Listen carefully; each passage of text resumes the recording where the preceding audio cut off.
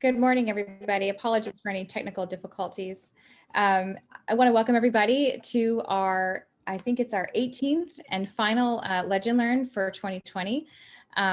We really have enjoyed these conversations, and we thank you all for joining us for most of these, if not all of them. I know many of you have tuned into all of them. We want to remind you to use hashtag TXLEGE for any conversations from today and moving forward to stay up to date and current on the legislative session.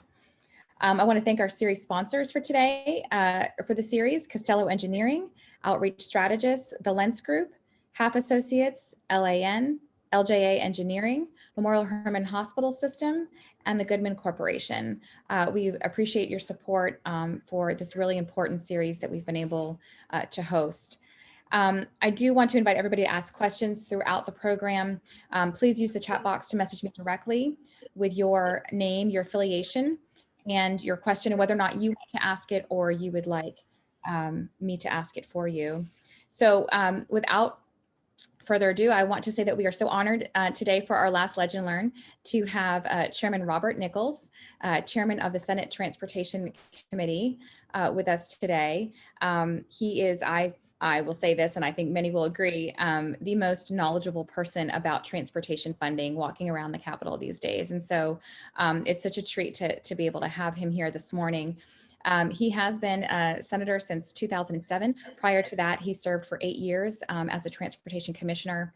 And I know that we have read his bio, and I am going to let him kick it off for us and tell us a little bit about what he sees for transportation and for what the session is going to look like starting in January.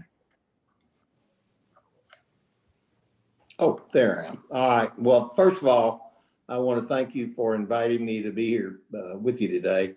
I know we've tried several times over the past years to get together, and I'm glad it finally worked out. I don't know if it's good to be the last for the year or the first for the year, but it is what it is.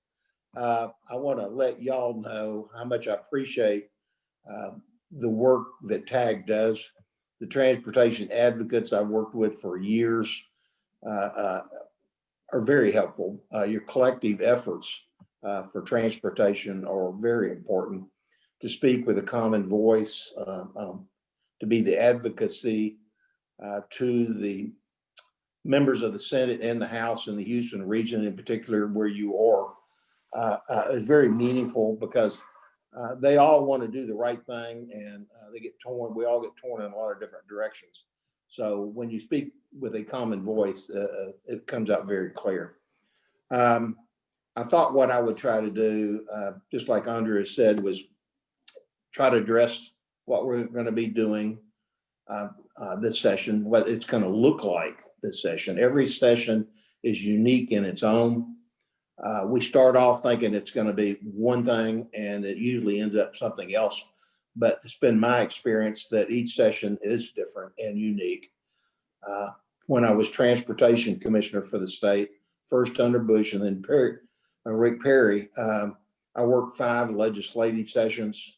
I never anticipated that one day I would be in that building doing the voting and filing bills myself. But that experience helped me a lot since I've been in the Senate. So we've worked on for 23, almost 24 years, a lot of different elements of the transportation funding. So going into session, first thing has to do with the protocols. Numerous other states are trying to have their capitals. They're all doing different things. Some capitals are doing totally virtual. You can vote virtually, things like that. Our Constitution is pretty simple. It says when the House and Senate are in session, the Capitol shall be open to the people. I can read that myself. I'm not a lawyer, I'm an engineer, but I understand every one of those words. So the Capitol will be open and the people will have a chance to participate. The question is, what will the protocols be? Some states opened up with no protocols whatsoever. Come on in. I think Mississippi recently had a very bad experience where pretty much everybody in the Capitol got it. And common air circulation systems and stuff. So that's going to be the first thing. The first hurdle is how do we meet? Some people are more vulnerable than others. Our staff, we want to make sure people feel comfortable coming to the Capitol. We don't want them to pick up something that they didn't have. Okay. Every 10 years, the second overriding thing that we're going to be lurking around the corner with every member has to do with the issue of redistricting. Every 10 years, we do a census. That census reapportions. We've got to balance out the apportionment of population, and we do that by changing the boundaries every 10 years. I'm used to kind of playing a team sport. It might be rural versus urban. It might be R's versus D's. It might be a hunter's caucus. I don't know, sportsman's caucus. But you're used to doing team work, but this is kind of every person for themselves. There's nothing more personal to a member than his district, his or her district, and the shape of it. And so there will be actions going all along this session that will interact with redistricting. You may not see it in the testimony, but the members are feeling it. So it will have an impact on the session. Third thing is the budget shortfall because of the pandemic. And I think all of y'all know that, but so I'm not going to get into a lot of other issues. I thought what I would try to do is talk about first so that everybody who understands, want you to understand how we put the budget together a little bit better. And it might be helpful to see what the impact is on transportation, because it is going to be a defensive session for transportation funding, but there are also opportunities to pick up additional revenue, which I want to make sure I go over as well. The first, on the current budget, when we go in session, we do a 2-year budget. We're already over 1 year into that budget. The comptroller has told us when we put it together, it was based on estimated revenues, and that's what we appropriated. We even left money in the checking account, if you want to call it that. But because of the pandemic and the economic drop, we are $4.5 billion short to close out the existing 2-year budget, which ends about 9 or 10 months from now. So the first thing we do when we get together in January in finance, and I'm a member of finance, is how do we cover the shortfall? Where do we get that money? Can we cut spending? Do we go to the rainy day fund? What do we do? And so we have got to address that before we start working on the next 2-year budget. Closing up the existing budget is referred to as the supplemental budget or the adjustment to the existing budget. Then we start working on the next 2-year budget. So if there's any money laying out there, it probably will get picked up and incorporated into the supplemental budget. Then we start working on the budget that begins September 1, 21. We will have to estimate how much revenue we have for 2 years. So it's 21, 22, and 23. A very difficult thing. And it really doesn't matter what I estimate or what anybody else on finance estimate those revenues will be. The only number that counts is what the comptroller estimates are, because he's the one who has to certify the budget. He will give us in January his estimate for those revenues beginning September 1 and going into 23. And then before we finish the session, I think he will probably update that estimate. Glenn Hager, I have a lot of confidence in him that he'll give us a good conservative number. I served with him in the Senate when he came in as a freshman. We were both in the same freshman class. I'm a little more optimistic. I guess I'm always an optimistic person about the following 2-year budget that we're going to be putting together. From a transportation standpoint, I always think in terms of the 10-year UTP. You can't just make hard and fast decisions based on a 2-year budget, which is what we do in finance. But from a transportation standpoint, I'm looking at what is the impact of the 10-year UTP. So if we look at the 10-year UTP compared to where it was last session, we already lost about $3 billion in that when we lost the battle for TERP. For those of you who are not familiar with TERP, that had to do with the funding source for reducing air non-attainment issues. You're in a petrochemical area, a lot of cars and stuff like that. Anything to clean up the atmosphere. When that was put together, even before I got in the Senate, there was a timeline where transportation got that funding or part of that funding. And then it keeps going back and forth. And that battle was basically lost. It's going to be kept for non-attainment, cleaning up the air, and it comes off the transportation funding books. So that was about $3 billion. The receipts that we have from the fuel tax, obviously, if people are driving less, we get less fuel tax. So that funding source went down as well. But that's really more the immediate effect. As we get into 21, 22, 23, 24, those numbers will come back up and meet and exceed the numbers that they were in the past. So yes, there's going to be a hit here in the short term, but that will steady itself as we move forward in time. The vehicle registration fee now is very steady. It's the number of vehicles, and we will continue to add more vehicles, so that number keeps going up. Neither one of those are adjusted for inflation. I wish the legislature had done that years ago, and we would not be facing some of the issues we have for the purchasing power of both of those revenue sources. We've tried numerous times over the years and have never been able to collectively get it across the goal line to have those automatically adjust for highway construction index. But we, in Proposition 1, I don't want to just assume everybody knows what these are, but Proposition 1, which was passed, I think, in around 2014, we capture, you have oil and gas severance tax. When oil and gas and those minerals come from the soil or severed from the soil, the state receives a royalty. They get 1% for oil and they get a different percent for natural gas. And they have for a very long time.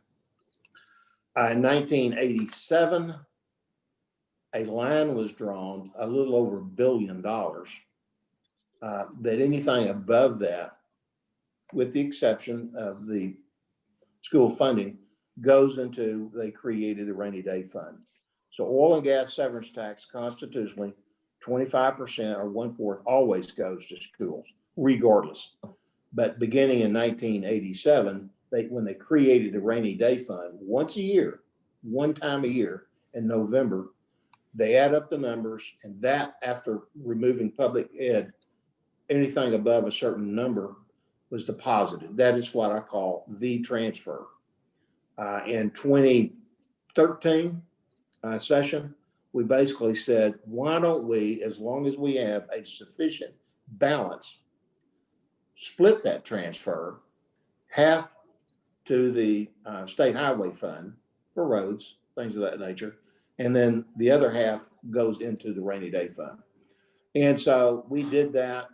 The first transfer to transportation was about $1.4 billion. When we put that legislation together, a lot of people said, and they were correct, oil and gas is an up and down, high-low kind of a revenue. Yes, that's true. I would much rather have something more dependable, but it's there. It comes in, it grows in time, and the highs and the lows are there, but it's kind of like a saw on an angle, the saw teeth going up and down. Historically, 10 years from now, probably will be higher. But we also said in that legislation, as long as there is a sufficient balance. Now, when we put that legislation together, we all agreed as long as there's sufficient balance, but we could not establish what a sufficient balance was. There never had been a sufficient balance definition for the rainy day fund or the economic stabilization fund. So what we put in that legislation when we initially passed it, and it is a constitutionally protected source for highway funding, that once a year, about 60 days or so before session, 5 from the House, 5 from the Senate would get together and establish that number. Well, I was on that first committee, and there was no real rhyme or reason as to the numbers they picked. They were all smart people, but some wanted higher numbers, some wanted lower numbers. We did the best we could, but I recognized that was not a very good way to do it. And we did it for several more sessions that way. So this coming up on last session, what we said was, let's put it to a percentage. And so we basically ran the numbers of what was the budget before, how much was that number for sufficient balance, changed it to a percentage of 7% of general revenue. And that was, expenditures. And that's what it is. So that number was, it's about $7.7 billion. So the sufficient balance is about $7.7 billion, give or take, depending on how we adjust the budget. Try not to get too complicated here. Funding is a complicated thing for transportation. Yeah, but anyway, so I'll kind of round that one out and say, as long as we have a sufficient balance, and the reason that's important is if we reach in trying to balance the shortfall, if we reach into the rainy day fund too low and get below that sufficient balance, there may not be a transfer to transportation. That's what I'm talking about on the defense. So it's important to know that. We do know that. I know I'll be there talking about it. There'll be other people talking about it, but it's something important to know. You can't just go in and clean it out and expect to get transfers back. The transfer to transportation last November was $1.3 billion. This November, we anticipate that number to be about half of that, 600 million. Because last year we had half of a good year for oil and half of a bad year for oil. The year we'll be closing out is all a bad year for oil and gas. But then I expect that number to start climbing after that. Second big number is Proposition 7. We came back 2 years after Prop 1 with another constitutional amendment. Basically said it's simple.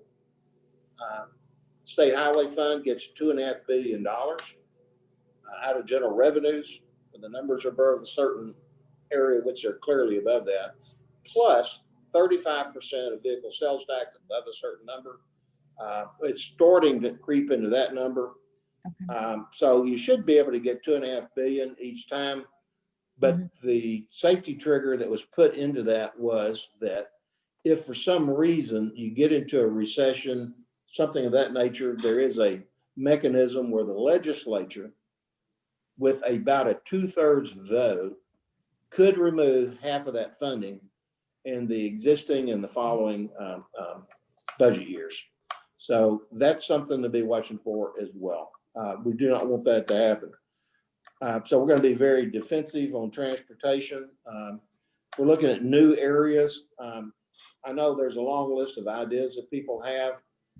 It's important that we all work on collectively. There's no such thing as a bad idea. But one of the ones I think I'm most excited about, I think has a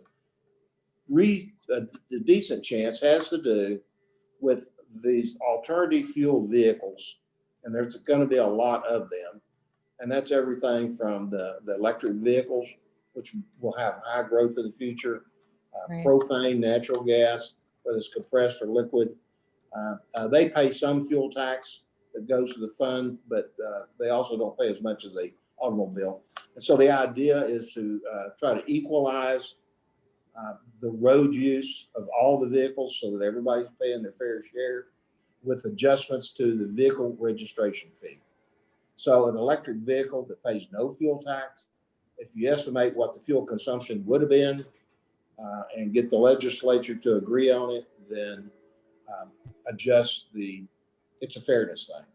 And Right. so I'm very excited of that. I think it's probably the single most important transportation funding bill. It has not been filed yet.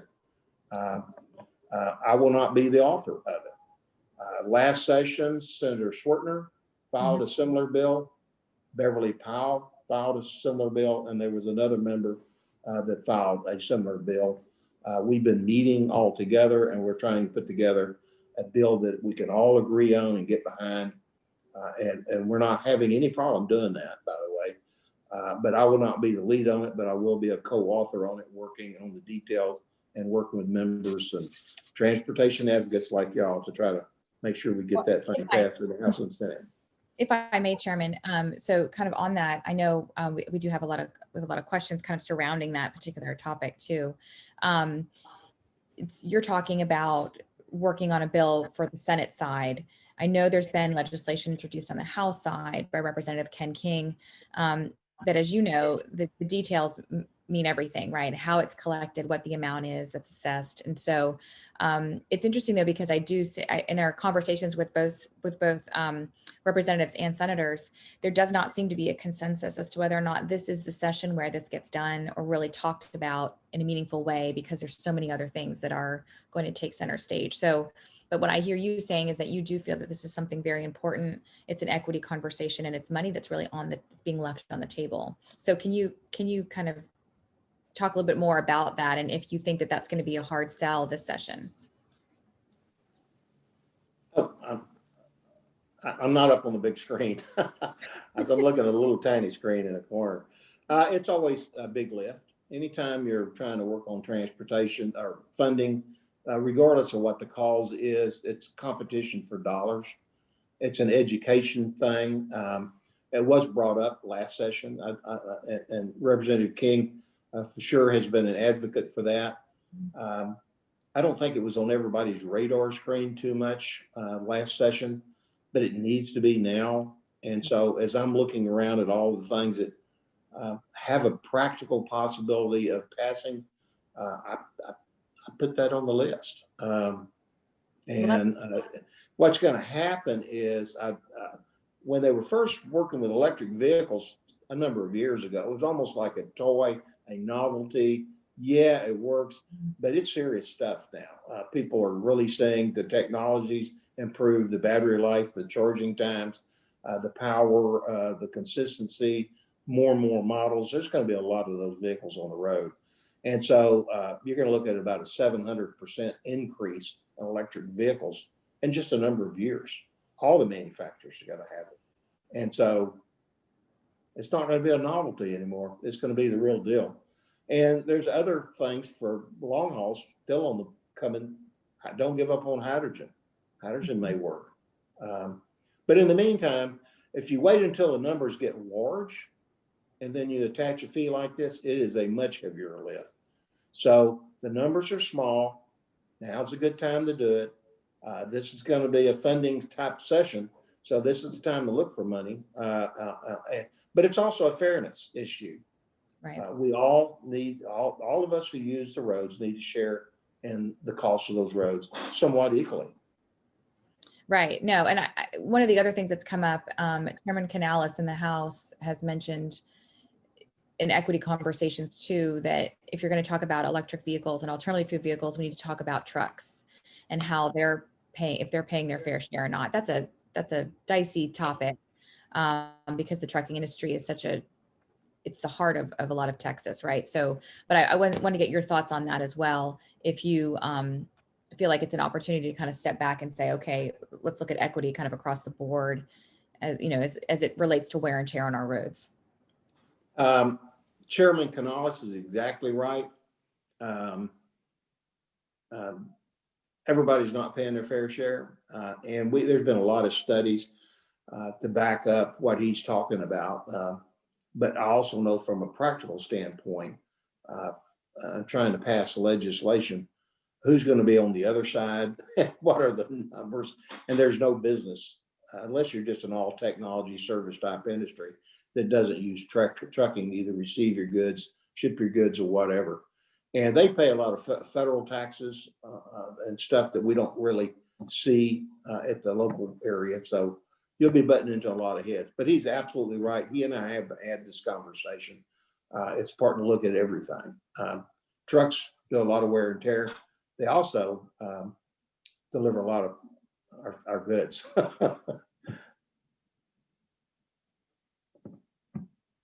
Am I still on? Yes, I apologize. I don't know what's happening. I'm having some, this is the first time this has happened in these Oh, sessions. that's okay. I apologize. Anyway, I think Heard from you- my standpoint, I think the numbers are small here, but they're going to grow very rapidly. And I think it's a good time. And so, yeah, that's what I'm here to do, is tell you what I think. No, and we need to appreciate push. we appreciate that, because I feel that if there's a conversation that you're saying is happening about this assessing the equity fee for these vehicles, then it's a really strong possibility that this moves this session. So so we appreciate that. I do want to introduce our chairman, Mustafa Tamiz. I know he has a question as well. Sure. So we'll tip it to him. First, All right, thanks. for Chairman Nichols, a sincere gratitude from our board about your leadership in the Senate. You really have, you're someone who's knowledgeable and you're practical. And I think that, as we look at this electric vehicle issue, we have to be on the practical side, right? The sense of urgency that you bring to this is critical, because we all are looking for the perfect answer. And as you know, in legislation of years of experience, there's no perfect legislation, right? Because someone's always going to be not happy about it, but we've got to move in this direction while we can, right? Like, otherwise, we'll keep looking for the perfect way of monetizing this, and it just never happens. So we are on board with you in the urgency. We are not looking for perfection. We're looking for movement. So anything that we can do on our side to support you on this, please count on us to do that, including, possibly hosting convenings around certain issues that you care about, that you think that if we bring people to the table, that we might be able to move on those things. Because during the session, your plate's full. Feel free to assign us a task. The question I have for you is, as you go into this next session, advocacy is going to be a little bit different, right? In terms of just access and whatnot. What kinds of things we can do on the outside to be better partners for you in moving key issues forward? Because not only we can do stuff in Harris County, but Andrea, as you know, works very closely across the board with other regions.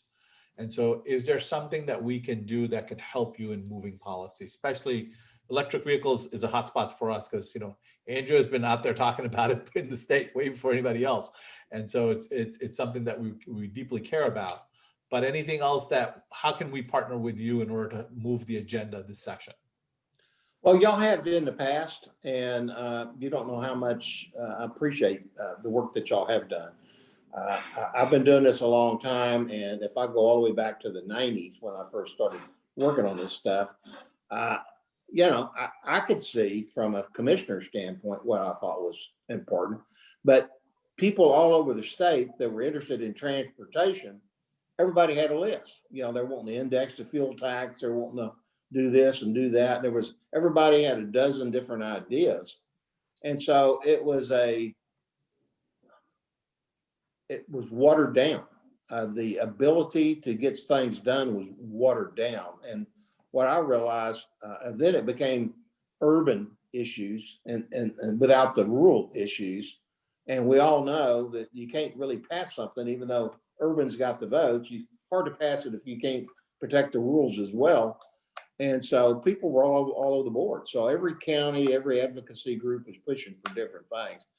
And I think we learned over the years, if we'll pick one or two things, maybe three, and all of us focus just on those, it's a whole lot easier to talk to people and get something done. Pick the best one or two out, make sure it gets done, and then move on to the next one. And then you actually have building blocks. So part of my job is to tell each advocacy group, or y'all make up your own mind, what the issue is we really want to focus on. So when it was Prop 1, it didn't start out as Prop 1. It had its own number.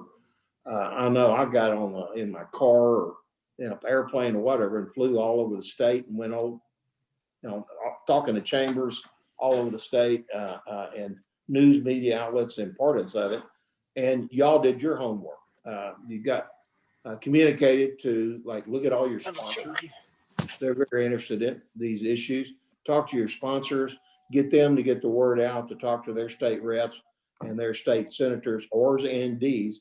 Transportation is a non-partisan issue, and it's important for everybody. And so it's those members being educated by the people they represent as to what ideas are important there in their district. And that's how you get bills passed. Same thing with upper management. I call it the governor, lieutenant governor, speaker. But it comes from the base up. All right, Andrea, I'm looking at my screen. I don't know if I'm the one here or not. You're good. You're good. Well, you're on speaker view. You can put it on gallery view if you want to see all of our shining faces. That might be better for you. That way you don't feel like. There you go. There are a lot of people in here. Which I did want to recognize. I know we Commissioner Laura Ryan signed in at some point earlier, so I did want to acknowledge that she's here and tuning in. Oh, good. So Commissioner Ryan's on the. Yes, she is. Good. Hey, Commissioner.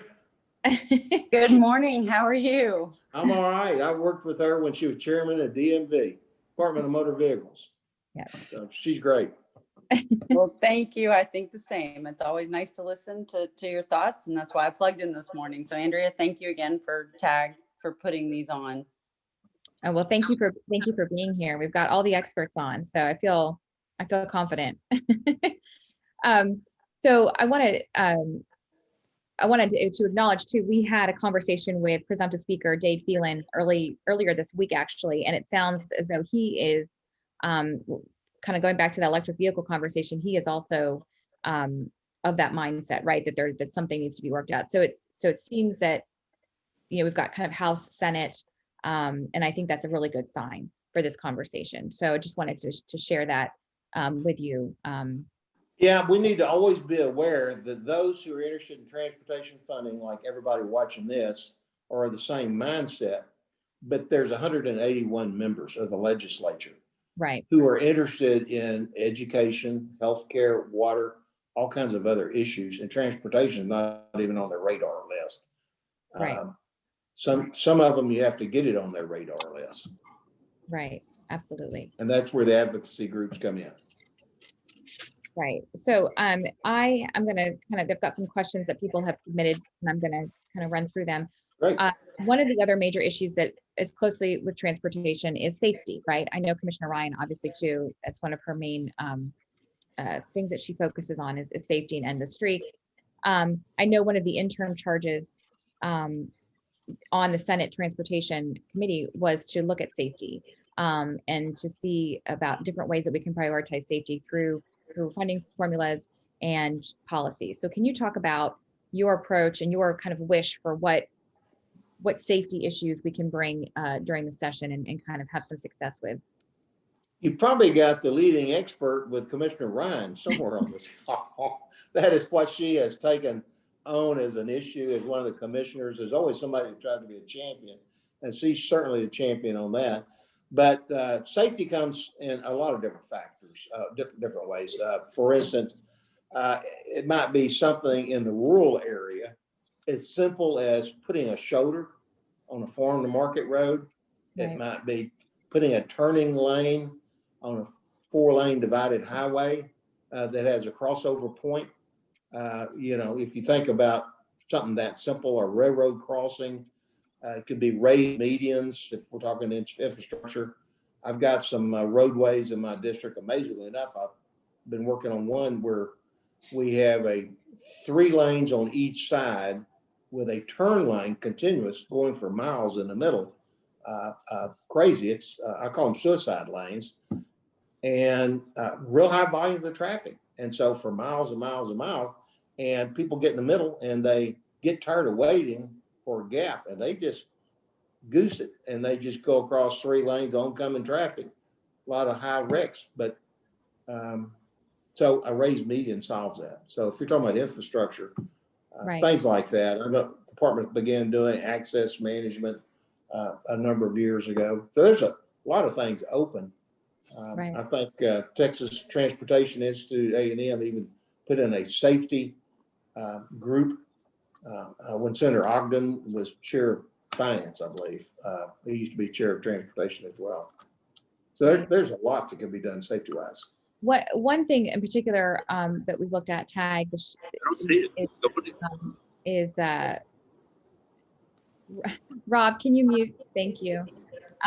One of our priorities has been safe speed limits. And 2 sessions ago, you helped the local options Safe Neighborhood Streets bill pass through your committee. And this year, I know Representative Israel in the House has refiled that Safe Neighborhood Streets bill.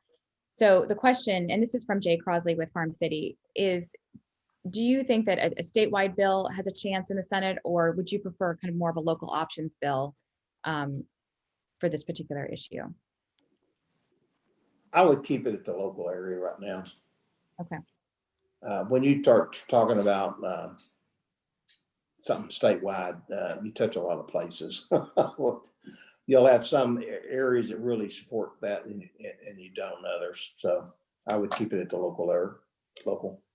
Okay. And then that kind of brings me to my next question, where there is that constant tension between the local versus state control, right? And it creeps into a lot of different issues, right? It's going to find itself in this session as well. Generally, if we're looking at things like gas tax, vehicle registration, those types of things, more supportive perhaps of local options than a statewide bill, it sounds, as more viable, right? As more politically viable, perhaps. You just said a whole lot of things there. There's different pieces to that. The friction that you hear in the legislature about local control, I think you're referring to things related to cities, things related to counties, and how much should the legislature weigh in on what they do or they don't. I will tell you, I was a former mayor. I did city councilman and mayor work for about 9 years in my hometown. And I learned a lot. And you have a lot of responsibility. But I always dreaded the legislature meeting, because I would have to wait to the end of the session and they'd send out a report about all the things that we would have to do different. And that made me mad. Nobody ever asked me. But some part of the problem is, like, I have 19 counties. I represent 110 cities in my district. But if I'm a state senator in Houston, I've got typically 1 county and 1 city, maybe 2 or 3. And so my idea of what I see in my city or my county is what I see in that one deal. So what I'm seeing in a rural area and what you're seeing in an urban area are totally different. So if I go down to Austin and the city council decides to tell businesses what their minimum wage shall be, whoa, that's kind of stepping outside the bounds. But that's what the city council does down there. They try to step in. And so should the state tell them, no, that's outside your bounds. So where are your bounds? And so there are times where the state, I feel like, it does need to step in when there's a conflict with the free enterprise, where they really obstruct the ability to do your work and stuff, or you lose your civil rights or liberties. I think, and they overstep what I think their authorities are. Yeah, I think the state should step in. There's some members that are always mad at their city or county, and you hear them being a lot more vocal. I get along really pretty well with all my counties and cities and stuff. So I don't know if I answered your question or not, but I was trying to. No, you did. I think it sounds, where it can be bracketed for a local jurisdiction where it makes sense. One of the other things that we talked about in some of these other prior conversations is, what's best is that a locality comes forward with a lot of local support for something, and it's specific to that region or that area. That's Yeah. often. I'm going to give you an example. We had an area of the state. It was a small community, retirement community, and everybody rides their golf cart to the restaurant. Right. But that's illegal, So, that member wanted to change. He wanted those people to be able to drive, to the restaurant or cafe on their golf cart, if you want to call it that. But you don't want to change the laws statewide, so everybody can do that. Right. And I'm not even sure you really want to do it for that local community, but the members agreed. I mean, it was a local deal. It was a House member that thought that was very important for that local community. So you bracket it down and let them do what they need to do, but don't mess with my district, Right. So it happens a lot. It happens every session. Right.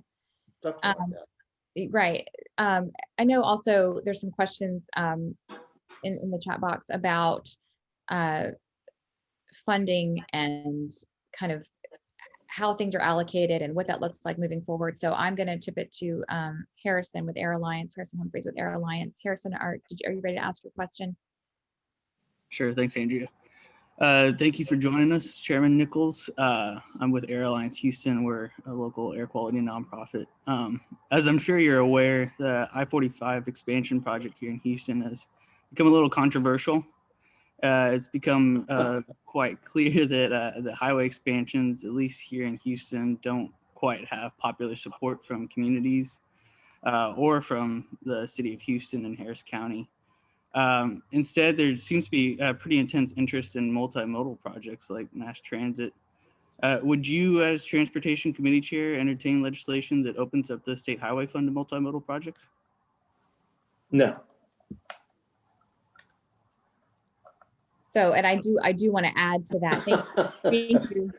Thank you, Harrison.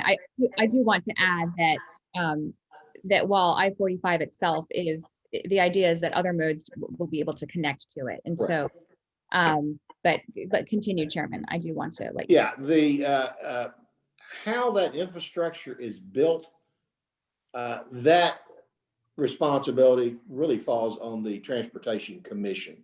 You do not want the legislature to get involved and become prescriptive in legislation, statutes and stuff on how to build a highway. You just don't. You do not want the legislature to go in and tell the Transportation Commission which highways to build, where to put them, things of that nature. You don't ever want the legislature to do that. There are other states that do get prescriptive that actually designate which corridors they need to develop and so on. And if you do that, it starts very small. It might be, forcing, now we can appropriate money for safety and we can appropriate money for transit, but the State Highway Fund is constitutionally dedicated for certain things. There are other funds for multimodal that can be available, and the commission can direct some. But you want the commission isolated and protected away from the politics of the day. And so that's the way it's set up. It doesn't mean I can't act or encourage or whatever, but you've got to keep them isolated so that they can focus without the politics of whoever is there to build the right system for everybody the way it needs to be done, or the way they see it, and the way they take the best information they can from the minds that are out there. So that's really kind of what I was trying to say. Okay. Yeah, no, I think, and thank you for being a very direct in your response. I mean, I think that's super helpful because I think there's a lot of misunderstanding and confusion about the process of these decisions and how things are moved around and allocated and how the decisions are made. So we really appreciate that. I also want to talk about, I kind of want to go back to that the local project conversation. We at TAG, we talk about funding from a statewide level. We look at federal funding as well. We also take an assessment of kind of our what regionally what we need and kind of what are the projects that are needing funding. And so I'm going to give it to our chairman Okay. to talk a little bit about that. All right, great. I know, Senator Nichols, you have seen our motion map that we put together, which is a interactive map. We go to each of the agencies in the region. We talk about what are their priorities, what are the projects they have, and we put it all in one place. So there is a consensus in the district regarding, so by the time we come to the legislature, we actually know what we want from you. And so there's a consensus that's built. Have you seen that motion map? Have we presented that to you? Does that ring a bell? I have not seen it in a long time. Okay. There it is. I was glancing at it this morning when I first came on. But I think it's extremely important, and I'm really thrilled that you are looking at all modes of transportation. Most people think only in terms of highways, but the impact for the waterways, the railways, the freight that's hauled on trains, and all these others together, and air. But so I'm thrilled you're looking at all of them. And so one of the things we've thought about was that, is this something that could be incorporated as part of TxDOT? TxDOT on their site has a number of different maps that it provides. This is something that might be helpful for people that are looking at it, because we're able to pull in, like you said, a multimodal. We're able to go to Metro and pull their plan in. We're able to go into the rail authority and pull their plan in. We're looking at the county and the city, pull their plans in. So this way, our region, like $20 billion of projects, that there's consensus and support about those projects. We think that's an important element for our region, so that when people come to you, you don't have to worry about, like, are you all good with this, right? Because from an advocate standpoint, there'll be always someone saying, no one's for this one or no one's for that one. But we actually talk to the agencies and we build that consensus from the public sector and the private sector. And so things that come up on our map, it has support and has got a lot of legs, and it's already in the works. And so that's something that our request to you is, at some point, that it might be opportunity for TxDOT to take the different layers of maps they have and use something like this.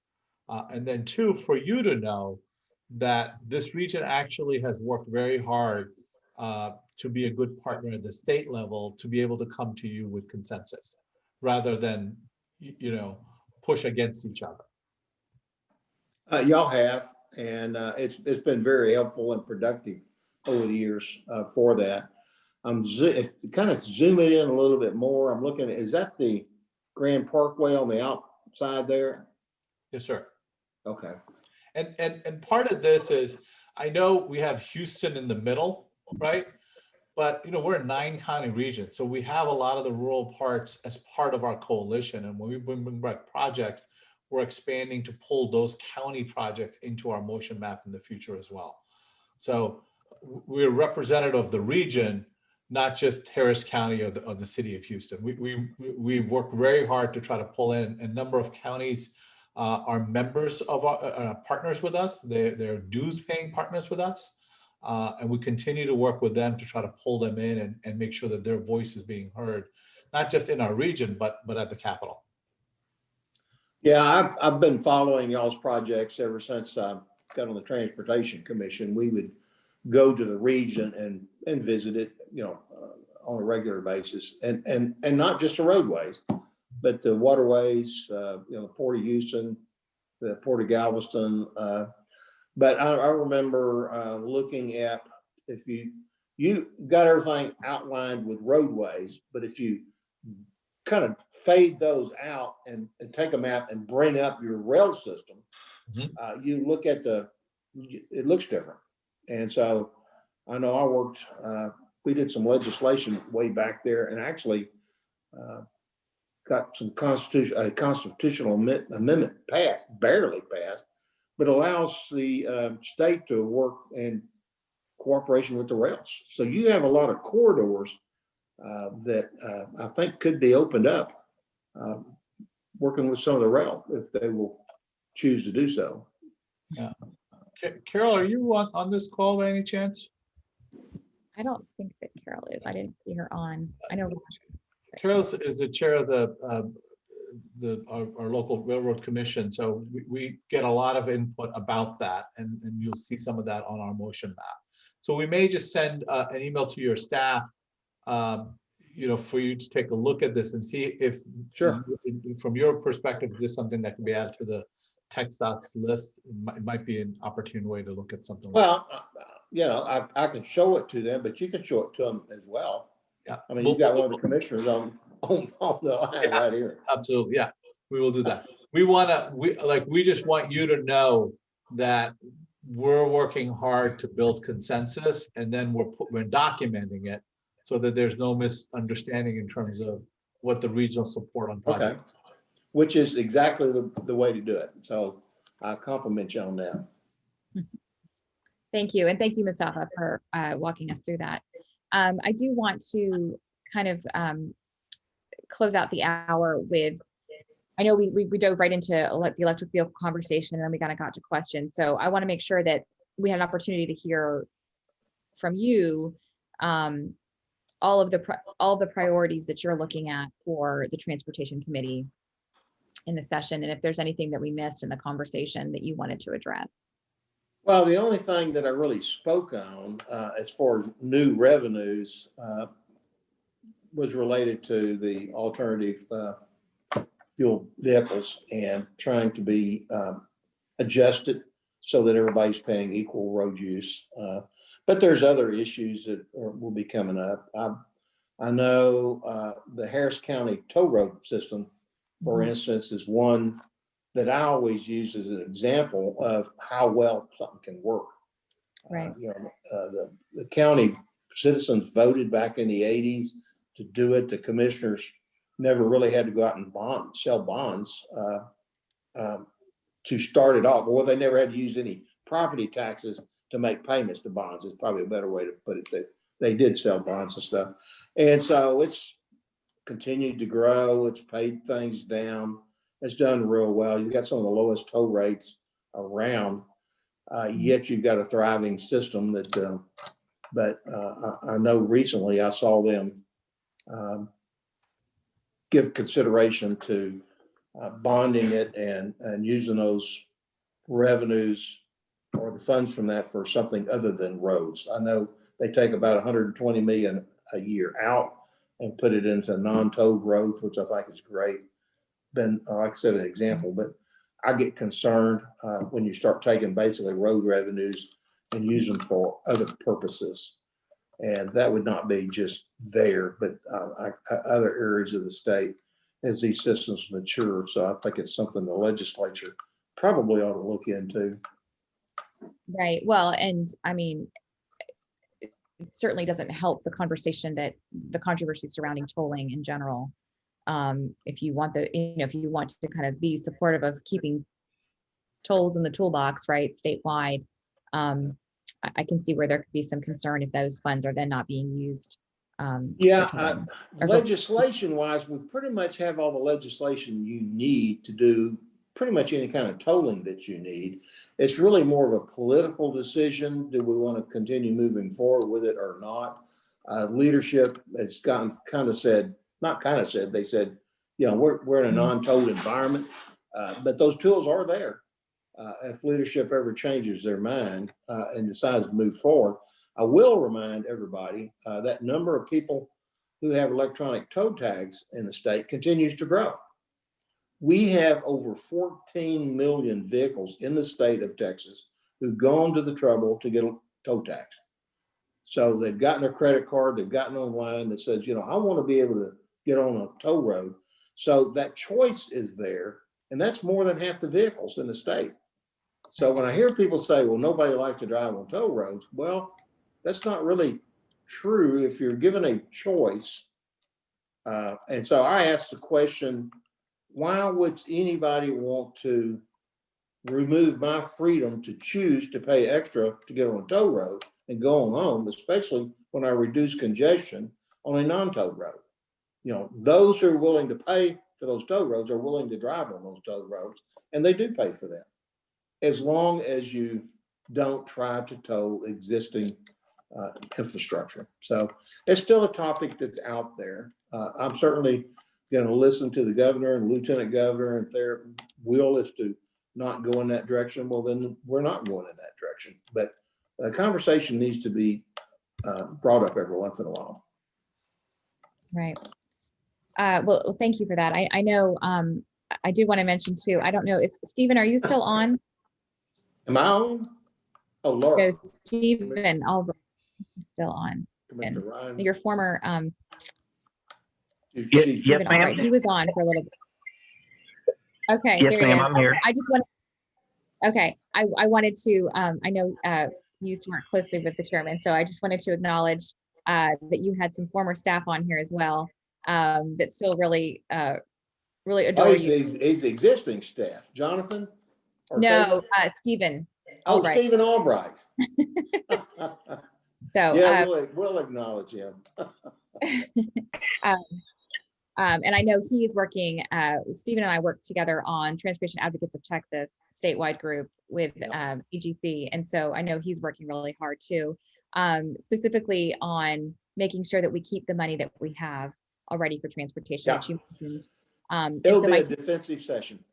Yes, and so my takeaways from this conversation with you, Chairman, are that we work really hard to talk about why we need to keep the money that we have, which is what we've continued to do. We also focus on this alternatively fueled conversation and be supportive as those conversations unfold, both in the Senate and the House, to see how those details are fleshed out and how that's negotiated as we move forward. So we really look forward to supporting you in both of those really big conversations. Thank you very much. And Like thank you. I appreciate the opportunity to visit with everybody today. Well, it's great. I mean, technology can be great, right? I mean, even though we can't be in the same room, we can still have these great conversations and learn a lot. So really appreciate your time today, Chairman. Thanks. And we look forward to staying in touch with you. And we wish you and your family the happiest of holidays. And we hope that you get some rest over the holidays. I will. All right, thanks. Thank you all. Bye.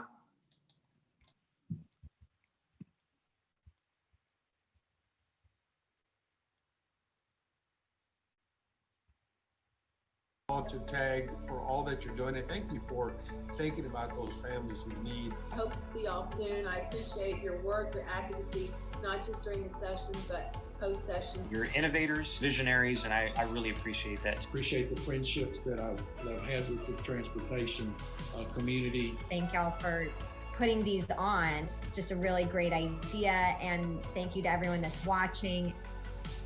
Definitely thank you to TAG for keeping us connected, continuing to keep us connected even in these unprecedented times. We're all in this together. We will come out of this together. We will definitely be stronger together.